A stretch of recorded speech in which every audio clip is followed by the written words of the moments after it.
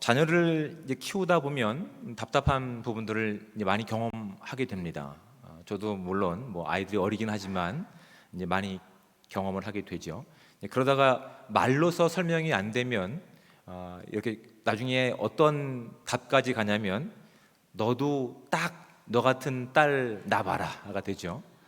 말이 안 되면 너도 딱 너 같은 아들 낳아봐라. 근데 옛날이나 통했지 요즘은 이것도 안 통합니다. 왜냐하면 요즘은 아이들은 결혼도 안 하거든요.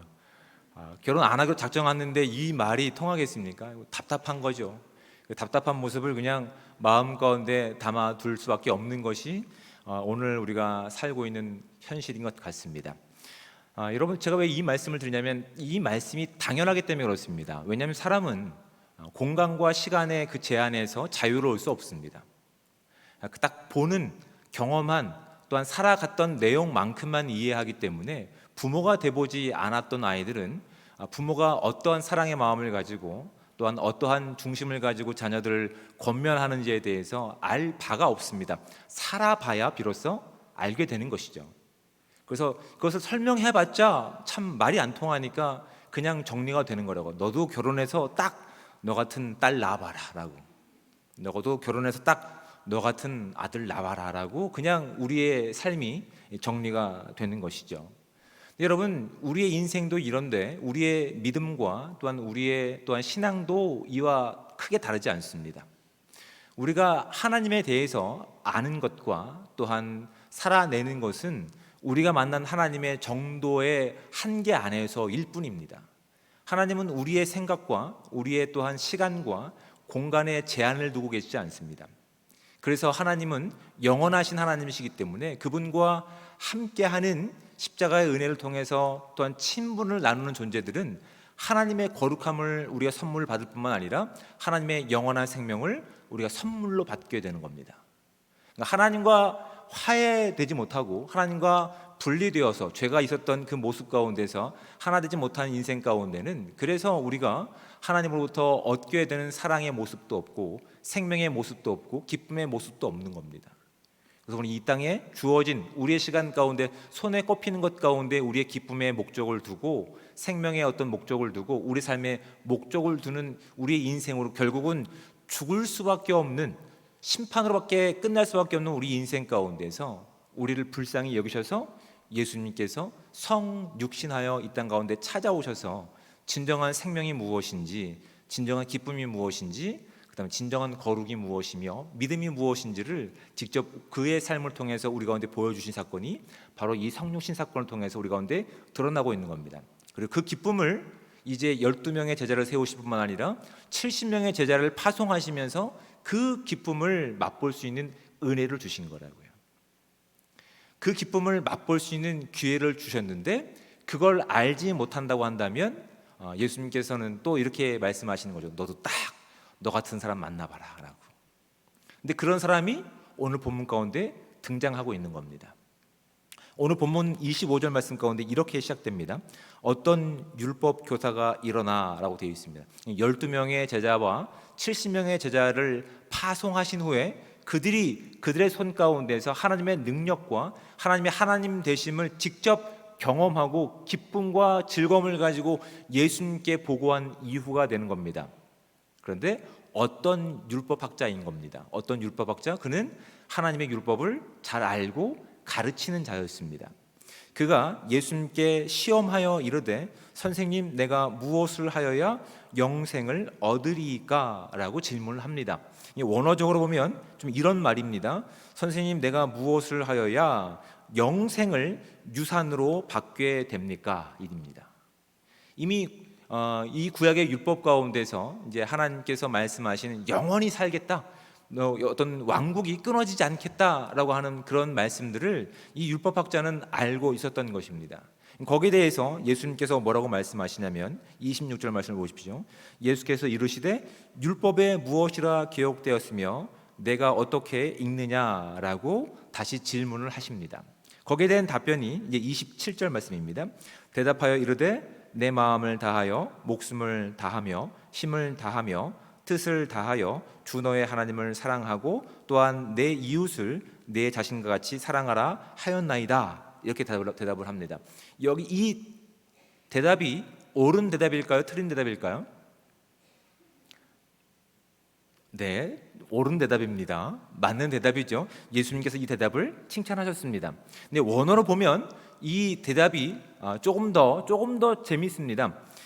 이 27절 말씀 가운데 동사는 하나입니다. 동사가 뭘까요? 사랑하고가 동사입니다.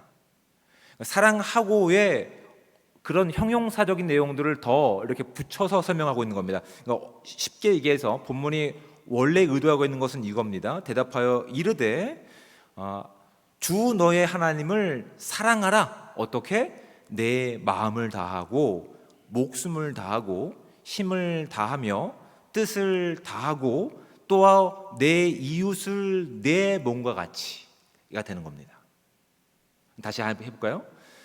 이 율법학자는 예수님께서 그 가르침 가운데 의도하신 내용이 정확하게 무엇인지는 알지 못했지만 율법은 정확하게 알고 있었습니다.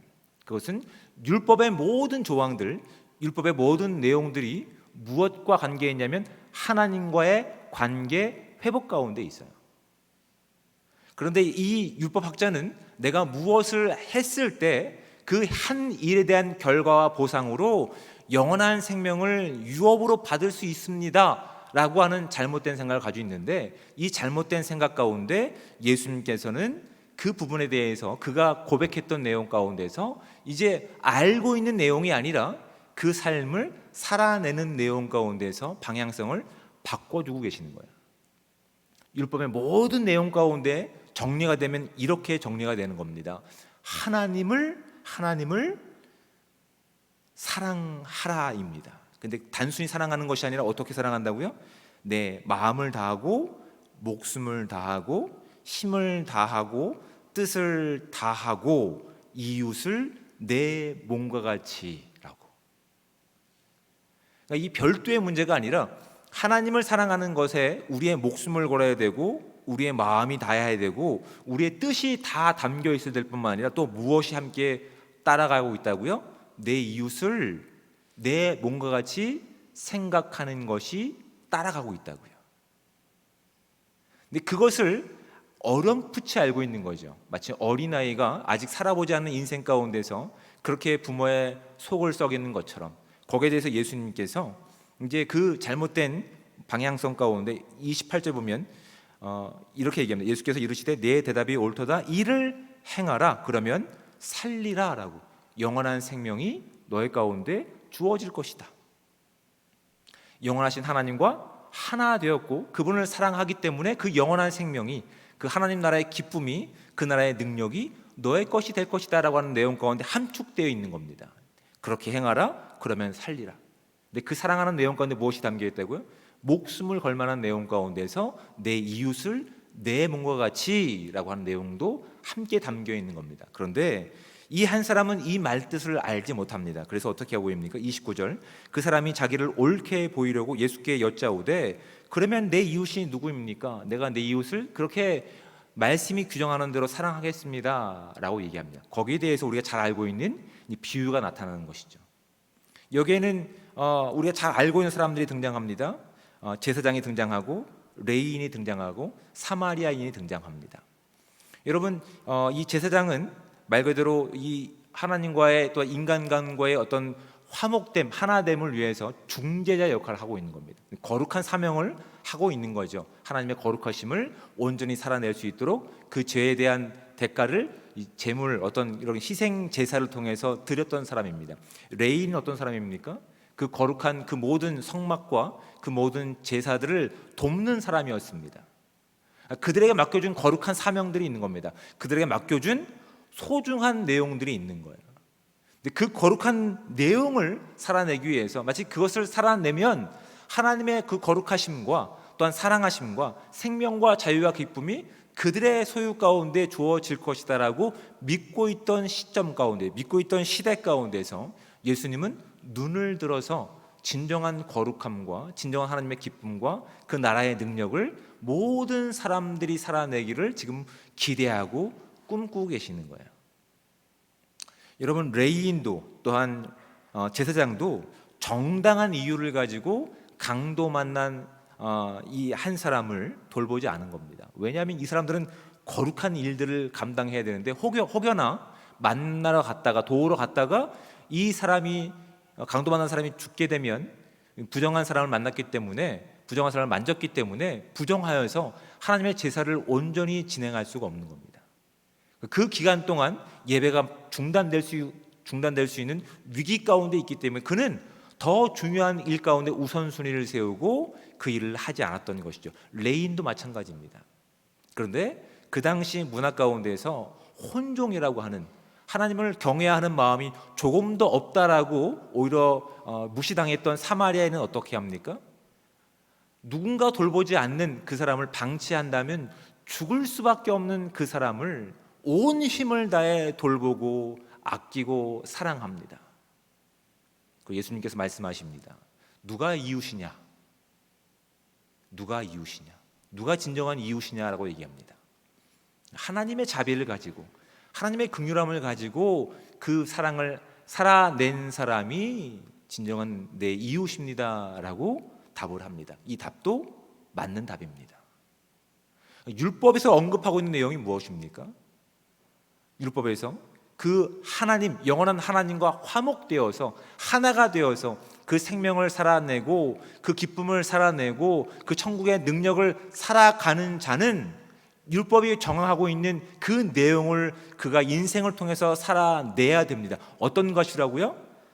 하나님을 사랑하는 겁니다. 어떻게?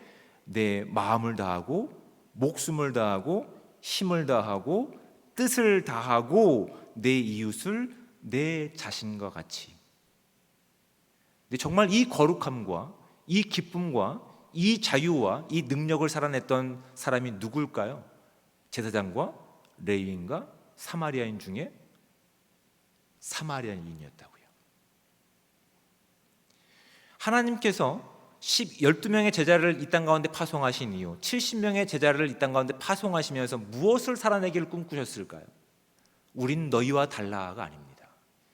예수님께서 이 땅에 오신 본질적인 거룩함의 회복이며 사랑의 회복이며 생명의 회복이며 하나님 나라의 능력을 살아내는 기쁨을 직접 살아갈 수 있는 은혜를 그들 가운데 주셔서 그들이 꿈꿀 수 없는 그 생명을 그들이 전하는 복음 가운데 그들이 직접 맛볼 수 있는, 경험할 수 있는 기회를 주셨다고요. 그들이 나가서 그것들을 경험했을 때 기쁨으로 돌아왔습니다. 예수님께서 그것을 기뻐하시며 10장 21절 말씀을 볼까요? 그때에 예수께서 성령으로 기뻐하시며 이르시되 천지의 주제이신 아버지여 이것을 지혜롭고 슬기 있는 자들에게는 숨기시고 어린 아이들에게 나타내심을 감사하나이다 라고 얘기하고 있다고요. 얼마만큼 율법을 많이 알고 있느냐, 성경을 많이 알고 있느냐, 그것이 얼마만큼 논리적이고 체계적으로 그리고 내가 정한 거룩함 가운데서 그 거룩함을 위해서 누군가 죽어가는, 아직 하나님의 자유를 생명을 알지 못하는 그 죽어가는 형제를 모른 척 한다고 한다면 그건 하나님의 생명과 거룩함과 하나님의 나라의 삶을 살아내지 못하고 있다는 것을 이 비유를 통해서 예수님께서 말씀하고 계신 겁니다. 우리에게 복음이 있다고 얘기합니다. 우리 가운데 생명이 있다라고 얘기합니다. 우리 가운데 그 자유가 있다라고 얘기합니다. 하나님 나라의 능력이 있다라고 얘기합니다. 그런데 그 모든 것들이 무엇 가운데 귀결되어야 될까요? 하나님을 사랑하는 것이 결국은 그 사랑하는 내용 가운데 우리의 힘이 다해야 되고 목숨이 다해야 되고 뜻이 다해야 되고 마음이 다해야 되는 것처럼 무엇과 연결된다고요? 내 이웃이 내 몸과 같이 귀한 것으로 여기고 사랑할 때에 비로소 우리가 맛보지 않았던, 우리가 꿈꿀 수 없었던 하나님의 생명이 우리의 생명이 되는 겁니다. 하나님의 자유가, 하나님의 거룩하심이 우리의 거룩하심이 되는 거라고요. 우리가 그 기쁨을 누리고 그 기쁨을 살아가기 위해서 이 땅 가운데 우리의 자리 가운데 보내시고 파송하셨는데 정당한 이유입니다. 정당한 이유. 예배하기 위해서, 또 찬양하기 위해서, 내가 범죄하지 않기 위해서 그들을 모른 척 했을 때 그들은 어떻게 된다고요? 우리가 누리고 있는 이 자유와 생명과 하나님 나라의 기쁨을 맛보지도 못하고 죽어갈 수 있다라는 사실을 예수님께서 이 비유를 통해서 우리 가운데 분명하게 경고하고 계시는 겁니다. 우리를 그곳에 보내셔서 왜 보내셨을까요? 그 구원을 살아낼 때 비로소 하나님이 얼마나 크신 분이신지, 그 사랑이 얼마나 깊고 놀라운지를, 그 기쁨이 얼마나 놀라운지를 비로소 우리가 사랑할 수 없는 사람을, 용서할 수 없는 사람을 용서함을 통해서 경험할 수 있는 기회를 주신 거라고요. 네, 우린 정당한 사유를 가지고 그 기회를 정중히 거절하고 있습니다. 우리에겐 더 중요한 일이 있습니다. 우리에겐 해야 할 일이 있습니다. 그래서 예수님께서 이 땅에 본질적으로 오신 목적을 우리 스스로가 부인하고 있는 거라고요. 그렇다면 그들이 죽어가는 이 시간 가운데서 너희들이 정말 그 하나님 나라의 능력과 기쁨을 살아가는 나의 제자라고 할 수 있느냐라고 하는 반문이 이 비유를 통해서 우리 가운데 분명하게 드러나고 있는 겁니다. 얼마만큼 비겁한 인생을 살고 있습니까? 얼마만큼 초라하고 핑계 있는 인생을 살고 있습니까?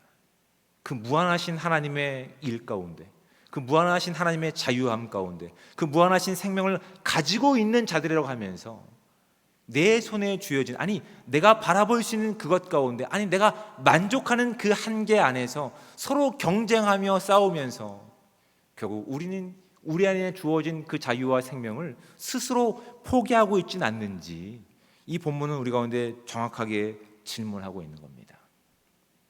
그 죽어가는 이 땅 가운데, 아니 죽어가는 우리의 가정 가운데, 죽어가고 있는 이 교회의 어떤 지체 가운데 우리를 그렇게 보내신 겁니다. 직분자로서, 또한 섬기는 자로서, 부모와 자녀로서, 또한 아비로서 그곳에 보내셔서 누구도 관심을 갖지 않는다고 한다면 영적인 기쁨과 생명을 누리지 못하고 죽어가는 그들 가운데 진정한 이웃이 되라라는 그 은혜와 특권을 저와 여러분 가운데 당부하고 계시는 겁니다. 주어진 만남과 주어진 시간과 주어진 관계를 임의적으로 떠나지 말라고 하는 겁니다. 너희들이 그 생명을 하나님과 함께함을 통해서 가지고 있느냐, 그 자유가 있느냐, 그 기쁨이 있느냐, 하나님 나라의 능력이 있느냐, 그러면 주어진 그 시간을 아직 하나님의 사랑이 무엇인지 몰라서 죽어가는 그들 가운데 너희의 사랑하는 모습을 가지고, 내 사랑을 가지고 있는 그 사랑을 가지고 그 사랑을 살아내기를 꿈꾸고 있다라고 하는 것이 이 본문이 가지고 있는 아주 중요한 메시지라는 사실을 우리 가운데 지금 도전하고 있는 겁니다. 여러분, 이 말씀을 가지고 우리의 가정을 생각해 보시기 바랍니다. 어떻게 설명할지 몰라서 이렇게만 얘기하는 것 가운데서 그래도 하나님은 너를 포기하지 않으신단다. 그래도 하나님께서 나를 이곳에 엄마로 세우셔서 너를 위해 끝까지 기대하고 기도하게 하며 이웃이 되게 나를 보내셨단다. 이 말이 너도 결혼해서 딱 너 같은 딸 낳아봐라 보다 하나님의 복음이 담겨있는 하나님의 메시지인 줄 믿습니다. 우리 가정뿐만 아닙니다. 이 교회도 마찬가지입니다. 도저히 나의 관점과 나의 믿음의 한계와 나의 믿음의 어떤 폭 가운데는 용납하지 못할 사람이 수두룩합니다. 그렇죠? 네, 수두룩합니다. 그래서 아예 신경 쓰고 싶지 않습니다. 왜요? 차라리 그 일 가운데 다른 걸 하면 더 생산적이고 나에게 유익이 되고 내가 상처받지 않거든요. 근데 그러한 우리의 모습 가운데 예수님은 정확하게 우리의 마음을 알고 계셨습니다. 누가 우리의 이웃이 될까? 보낸 그곳에서, 주어진 시간 가운데서, 주어진 관계 가운데서 내가 너희 가운데 선물한, 내가 인간이 되어서 너의 모든 아픔과 너의 모든 죄악됨과 너의 모든 왜곡된 것을 바로게 세우기 위해서 내가 너희의 이웃이 된 것처럼, 적어도 그 십자가의 은혜를 복음으로 믿고 있는 너와 또한 너의 인생이라고 한다면, 주어진 그 시간 가운데서 누가 그 사랑을 낼 수 있겠니? 라고 하는 질문이 이 본문 가운데 우리 가운데 분명히 도전하고 있는 내용입니다. 하나님은 우리가 하나님을 아는 것으로 끝나지 않기를 기뻐하고 계십니다. 이 율법학자는 정확하게 율법이 목적하는 것을 알고 있었습니다. 예수님께서 분명히 알고 있는 내용을 그대로 살아가라고 명령하셨습니다. 그대로.